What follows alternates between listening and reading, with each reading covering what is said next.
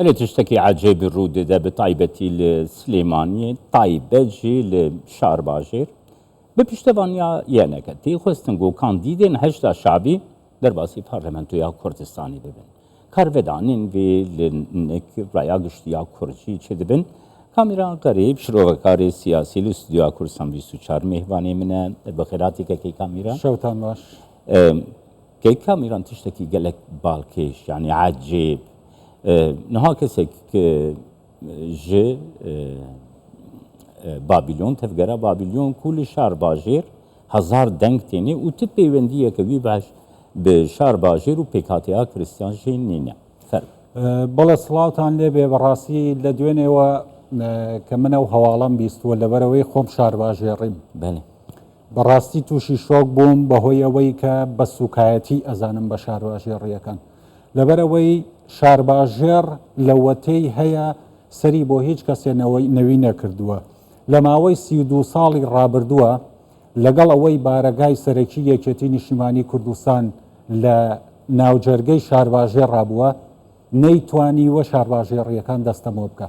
بۆ نمونە لە دوایین هەڵبژاردنە بە دووری 10 کیلۆمەتر لە قەڵاچوالانەوە لە بنکەیەکی دەنگدان پارتی دیموکراتی کوردستان دەنگی یەکەمی هەبووە ئەمە کێشەکەیە کە کۆمەڵێک دیعاە دەنگۆ هەروەها بانگەشەی هەڵبژاردنەکەن کە پێیان وایە ئەو دەنگانەی کە لە هەولێر و دهۆک بۆ تورکمان و بۆ ئاشووری بۆ مەسیحیە چێ ئەمە دەنگێکی تەزویرە لە کاتێکا کە ئێمە ئازانین هەم لە دهۆک هەم لە هەولێر ئەم پێکهاتانە لەوەتی هەن لەگەڵ کووردا بە ئاشتیانە ژیاون بەڵام لە سنووری شارباژێڕایەمە خۆمان خەڵکی ئەوێن بە شانازیەوە تاوکو ئێستا تاقەماڵێکی مەسیحی و تورکمان و ئاشووری لەو سنوورەیە بوونی نەبووە ئەوەی کە دوێنێ کرا بە شێوەیەکی تر پەلکێشکردنی دەستی بێگانە حەشتی شەعبی بیرهێنەرەوەی 16 ئۆکتۆبەرە کە لەو ڕۆژەیە ئەوان سەنگەرەکانی پێشمەرگەیان چۆڵ کرد و حەشتی شەعبیان هێنایە کەرکووک و ناوچەکانی تری کوردستان ئێمە بینیمان کە چ کارە ساتێکی لێکەوتەوە ئەمەش بە هەمان شێوەیە هیچ جیاوازیەکی نییە لە 16 ئۆکتۆبەر تۆ بەدەستی خۆت بچی کاندیدی حەشتی شەعبی بێنیتە پەرلەمانی کوردستانەوە کەکێ کامیرانها یعنی ئەڤنا گاڵتەکردن بە خەڵکی شارباژێر لێ هەروەها گاڵتەکردن بە پێکهاتەیە کریستیان ژیژبەرگ و کریستیان دەبێژن ئەف جامێر بە تو شێوەی نونەریتیا مەناک دیتناتە گەرگ بە دڵنیاییەوە لە پێشتر باز لەوە ئاکرا کە ئەبێ ئەم پێکهاتانە خۆیان نوێنەرایەتی خۆیان بکەن لەو ناوچانەی کە دەنگیان هەیە نفۆزیان هەیە نیشتەجەی ئەو ناوچانن خۆیان دەنگ بدەن بە خۆیان ئەمە ئەو بانگەشەیە بوو کە یەکێتی ئەرز و ئاسمانی لێ پڕ کرده بوو و گوێی ئەرز و ئاسمانی کەڕ کرده بوو کە ئەم پێکهاتانە نوێنەری ڕاستەقینەی خۆیان هەڵ نابژێرین کەواتە ئێستا ئەوان چه جوابێکیان هەیە بۆ خەڵکی کوردستان ئەوەشی کە دوێنێ لە خەڵەبجە کرا ئەو هەوڵدان بۆ تەزویر و هەروەها سوکایەتی کردن بە چاودێری لایەنە سیاسیەکان بۆ پەردەپۆشکردنی ئەو فەزاحەتە بوو کە لە شارباژێر دروستیان کردنگینا ئێمە هەمومان نەزانین کە دەنگی تایبەت لە هەڵەبجەیە سنووردارە هەروەها 3 کورسی بۆ ڕکابەری بۆ هەموو لایەنەکان لە سنووری هەڵەبجەیە هەیە واتە ئەوەی نەئەهێنا کە ئەو هەڵایی لەسەر دروست بێ بە شێوەیەکی تر ئەمە بۆ پەردەپۆشکردنی ئەو فەزاحەتەیە وەکو ئەمڕۆ بینیمان بەدەر لە هەموو ڕێساو یاساکان هاتوون بە ناوی کۆمیسیۆنەوە و لە پشتی کۆمیسیۆنەوە ئامارەکان ئەشێوێنن خۆیان ئەزانن کە تووشی چ شکستێک بوون تووشی چ فەزاحەتێک بوون لە دەنگدانی تایبەتە ئەو دەنگە پوچەڵانەی کە لە سنووری پارێزگای سلەیمانیە لە هێزە ئەمنیەکانە هاتووە ئەوەیە کە ئەوانی ڕەت کردوتەوە ئەوانی نابێ ئەو برا پێشمەرگانە پێیان وایەکە ئەوان پێویستە ئازادانە دەنگی خۆیان بدەن کە ئەچنە سەر سندوقەکە ئەوان پێویستە نوێنەری خۆیان هەڵبژێرن نەوەکو کارتێکیان بدەنێ و نوێنەرێکی حەشتی شەعبیان پێ هەڵبژێرن بینێرنە پەرلەمانەوە کێکی کامیرانها بافڵ تەلەبانی بانگەشەیە خۆی هەڵبژاردندا هەردوو ئەم کوردستانینەوە و هەر چار پارچەین کوردستانی نها کریارا گۆ مرۆڤ دبینێ ئەv tevgera Babilyon û rêyan kildانî او آلیه کریستیان کو هری زیده لدجی کردستان تایبت جی لحریما کردستانیه و یکیتی ریوت که کو او درباسی پارلمانتوی ده بەڵێ بە دڵنیایە وەکوتم ئەمە دووبارەکردنەوەی 16 ئۆکتۆبەرە واتە هێزێک کە چاوی بە کوردستان هەڵنایە کوردستانی نییە بە هیچ شێوەیەک لە سنووری کوردستانە نە خزمەتی کردووە نە ئاوەدانی هەیە نە چالاکی هەیە نە شەهیدی هەیە تۆ ئێستا بە دەستی خۆت بێنی بیبیتە پەرلەمانەوە ئەو بانگەشەی کە لە ماوەی هەڵمەتی بانگەشەیە بە شێوەیەکی زۆر ناسروشتی بەدەر لە هەموو ڕێساوی یاسا و دابوونەریتە کوردەواریەکان سەرۆکی یەکێتی نیشتیمانی کوردستان کردی بە کۆمەڵێک ئەتواری ناشرینەوە بە کۆمەڵێک دەستەواژەی ناشرینەوە کە گەلی کوردستان لەو دەستەواژانە بێبەریە تا ئێستا ئەو جۆرە ئەتوارەی نەبینیوە لە هیچ سەرکردەیەک هیچ سەرکردەیەک بەو شێوەیە کاریزمای خۆی نەدۆڕاندووە کە ئەوەندە ئاستی خۆی نزم کاتەوە کە بە وشەی بازاڕی بەڕێزم هەیە باز لەواکەم بە وشەی بازاڕی و ناشرین تعبیر لەوە بکە کە ئێمە ئەمەین کەواتە ئێوە دەنگمان پێ بدەن کەواتە ئەو دەنگانەی کە بەو شێوەیە بەدەست بێ لە حەشتی شعبی زیاتر چاوەڕێ هیچ کەسێ مەکە کە دەنگی پێ بڵێ نونەرەکی هەشتا شعبی پەرلەمانتوی کوردستانی دی چی بکە ژ بووی پێشکەفتن و دەمۆکراسی و ئیرادەی ئاگەلی کوردستان ئەوانەی کە پێشتر نەوەکو نوێنەرە 25 نوێنەریان هەبوو لە پەرلەمان ئەتوانیان چی بکەن هێزە پۆپۆلیستیەکان ئەوانەی کە بە شێوەیە گەچنە پەرلەمانەوە ئەتوانن بۆ ماوەیەکی کاتی دەنگی خەڵک هەڵخەڵەتێنن ئێمە بینیمان وزوتنەوەی گۆڕان 25 کورسی واتە چارەکی کورسیەکانی پەرلەمانی کوردستانی هێنا بەڵام ئێستا ئەبینن وەزعی بزوتنەوەی گۆڕان بە شێوەیەکە ئەو هێزانەی تری چونکە هێزێکی ڕەسەن نین هەڵقڵاوی ناو ناخی خەڵکی کوردستان نین بە هیچ شوەیەک نەیانتوانیوە خزمەت بە چین و توێژەکانی ناو هەرێمی کوردستان بکەن هیچ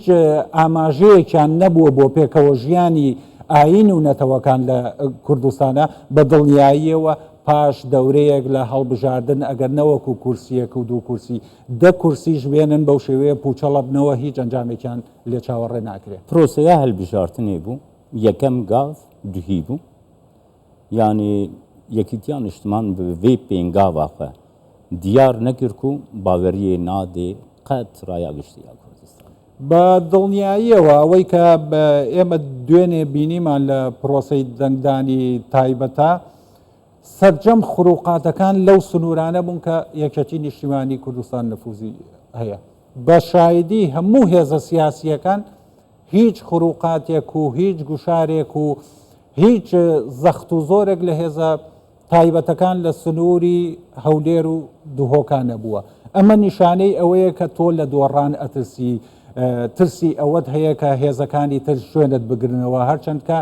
ئەوان خۆیان بە ڕکابەری سەرەکی پارتی دموکراتی کوردستان نەزانن بەڵام پارتی ئەوان ئەسڵەن بە ڕکابەر نازانێت لەبەر ئەوەی دەنگەکانی پارتی لە ساڵی 1992ەوە تاوەکو ئێستا دەنگێکی جێگیرە ئەو خەڵکەی کە بڕوایان بە پارتی هێناوە لە ساڵی 1992ەوە تاوەکو ئێستا و بڕوایی خۆیان نەدۆڕاندووە لەبەر ئەوەی پارتی کارێکی نەکردووە کە متمانەی دەنگدەری خۆی بە پارتی بدۆڕێ ئەوان لەبەر ئەوەی دڵنیانین لە دەنگدەری خۆیان تاوێک نیوەی دەنگدەرەکانیان ئەچێ بۆ گۆڕان ئەم جارە ئەچێ بۆ نەوەی نوێ ئەچێ بۆ هێزەکانی ترواتە هیچ دەنگێک لە پارتی کەم نابێتەوە بەم گوشار و زەخت و زۆر و هات و هاوارە ئەیانەوێ ئەو دەنگانەی خۆیان کە هەڵبژاردن دو هەڵبژاردن دەچێت بۆ هێز و لایەنەکانی تر پەرتەوازا بن بگێڕنەوە بۆ ناو حیزبەکەی خۆیان بەڵام ئێمە ئابینین کە دوێنێ لە دەنگدانی تایبەتە برا پێشبەرگەکانمان ئەوانەی کە زەخت و زۆریان لەسەر بوو بەم شێوەیە سزای یەکێتی نیشتیمانی کوردستان بنپێکردن دوام بنپێکردان چاوادە نرخینەکەی کامیران لە حەلەبجە لە سلێمانی و ئەڤالی شار باشێر بەڵێ بە دڵنیاییەوە ئەمە دوجار هەموو یەچێتە ناو مەلەفی یەکێتی نیشتیمانی کوردستان ئەوەی کە خۆی بە حزبێکی مۆدرنی سۆشیال دیموکرات ئەزانێ بەڵام دوجار حزبێکی پۆپۆلیستیە کە بڕوای بە دۆڕان نییە هەرچەند سەرکردەکانیان پێشتر لە چەند هەڵبژاردننی پێشتریشە باسییان لەوە کردووە کە یەکێتی ئەگەر تاکە یەک دەنگیشی هەبێ هەر ئەبێ یەکێتی دەسەڵاتی سنووری سلەیمانی بێکەواتە تۆ باوەڕە بە دەنگی جیاواز نییە باوەڕە بە دەنگی خەڵک نییە باوەڕت بە ئیرادەیەکی کوردستانی نییە کە ممارەسەی ئازادیەکانی خۆی بکە لە هەڵبژاردننی حیزبێکی سیاسی بۆی بتوانێت لە ماوەی ئەو 4 ساڵەیە حکومڕانی جڵەوی حکومڕانی لە کوردستان بەڕێوەبەرێ بەڵام بە نسبەت پارتیەوە ئێمە ئەبینین کە ئەو کارنامەی کە هەیەی هەڵبژاردن دوا هەڵبژاردن ئەگەشێتەوە هەڵبژاردن دوا هەڵبژاردن دەنگدەری زیاد ئەکا دەنگدەرەکانی دەستیان گرتووە بە قەدی ئەو دارەوە کە وەکدار بە ڕوویەکی بەهێز لە خاکی کوردستانە چەقیەوە وەکو سەرۆک فەربووی نە بە سووتان نە بڕین لە ناو ناچێت کێکێک کامیران بزانێ مەسەلە سۆسیال دموکراسی لە ئەوروپا بووە بنەمایە بڕاستی یا پێشکەفتنا وڵاتی خۆ دە هەمی واراندا دوارەی دموکراسیدا دوارەی مافاندا مافی گەنجاندا مافی ژناندا بووە بنەمایەک لێ ئەف کڕیارێن گوتێنەکردن چ علاقاوێ دموکراسی و تایبەت سۆسیال دموکراسی ئەمان لە سۆسیال دیموکرات بەس تەنها ناوەکەیان وەرگرتووە ئێستا لەو هەزار دەنگەی کە دوێنێ دراوە بە نوێنەرەکەی ڕێیانکەلدانی لێیان بپرسە ئەگەر ناوی باوکی ڕێیانکەلدانیان زانی نایزانن بۆ بەس ئیعازیان پێدراوە ئەوانیش بە هەمان شێوە بەس ئیعازێکیان پێدراوە کە ئێمە حزبێکی سۆسیال دیموکراتین بەڵام لە ناوەڕۆکە سەرکردەکانیان نازانن سۆسیال دیموکرات چییە نازانن مافە مەدەنیەکان چییە نازانن ئازادیە تاکیەکانی خەڵک چییە ئەگەر بیان زانایە بەو شێوەیە زۆریان لە هێزە مەدەنیەکان ناکرد هەروەها ماوەیەکی زۆرە دەنگدەری خۆیان بە خاو و خێزانەوە خستۆتە ژێر گوشارەوە کە پێویستە سەرجەم کارتەکانیان لە کۆمیتە و لە مەڵبەندەکانە بپشکنرێ بۆ ئەوەی بزانن کە ئایا دەنگدەری ئەوان تا چەند ئەتوانن دەنگ بە یەکێتی نیشتیمانی کوردستان بدەن ئەمە ترسێکە کە لە ناو ناخی خۆیانە دروست بووە بۆیە ئەوان ناتوانن قەت حیزبێکی ئازاد بن حیزبێک بن کە بڕوایان بە فرەیی هەبێ بە پلۆرالیسم هەبێ بڕوایان بەوە هەبێ کە ئەگەر ئەم دەورەیەش تۆ نەتوانی دەسەڵات بگریتە دەست بۆ 4 ساڵی داهاتوو سوود لە ئەو کەم و کوڕیانەی خۆت وەربگری هەوڵ بدەیت کە چاکی کەیتەوە ئەوان پێیان وایە کە هەمیشە ئەبێ لە دەسەڵاتا بن لە کاتێکا کە کردارەکانیان کردداری خەڵکی دەوڵەتمەدار نییە کردداری خەڵکی دەسەڵاتدار نییە ئێمە لە بانگەشەکەیە بینیمان کاتێک سەرۆکی یەکێتی لەسەر ستیج ئەو کردارانەی ئەنواند ئەوانەی کە پێشمەرگە بوون ئەوانەی کە ئەو سەرکردانەی کە لە سەرکردە کۆنەکانن هەستیان بە جۆرێک شەرمەزاریە کرد یعنی هیچ جۆرە زەوق و شەوقێکیان بۆ قسەکانی پێ نەبوو وەکو ئەوەی کە شەرم کەن کە ئەوە سەرۆکیان بێ بەڵام وەکو پارتی ئێمە شانازی بۆ واکەین کە سەرۆکی وەکو بەراوی سەرۆک بارزانیمان کێکی کامیران هەر مژارە ئەف نامزێتی تەفگەرا بابیلۆن گەران بکر یعنی ئەف نە نیشانەیەکە کو ئەف بریارە دادگەها فێدرالیژی غەلەت بوو نە نیشانەیەکە کو ئەف پێک هاتە دراستیەدا نەخودی نونەرێ خەنە و بە ئاوایکی ڕاستەقینە یعنی هەموار بکرێ یاسە پرۆژە یاساوەرێ کو ببن نونەرەی پێک هاتێن خۆ خریستیان نونەرێ خریستیانان بێ تورکمەن نونەرێ تورکمەنان بە و بکاربی پرسین وان بینەزمە لەسەر ئەم بابەتانە ئەوان ئاستەنگی زۆریان هێنایە بەردەم ڕەوتی سیاسی لە کوردستانە بۆیە هەڵبژاردن بۆ ماوەی 2 بۆ 3 ساڵ لە کوردستانە دواکەوت ڕازی نەبوون بە یەکبازنەیی کرا بە 4 بازنەیی ڕازی نەبوون بەوەی کە نوێنەری پێکهاتەکان بەو شێوەیە 11 نوێنەریان هەبێت لە کوردستانە هەستان دابەشیان کرد بەوەی کە پشتێک بۆ خۆیان برن پێشتر بانگەشەیەوەیانە کرد کە ئەمە نوێنەری ئەم پێکهاتانە نین بەڵام کاتێک کە پشتی خۆیان برد ئێمە ئەبینین بە شێوەیەکی تر لە سنوورێکا کە هیچ دانیشتوانەکەی کریسیان نین دەنگەدەن بە کادرێکی ڕێیانکردانی بەڵێکە کە بە هیچ شێوەیەک لەوانەیە کوردیش نەزانێ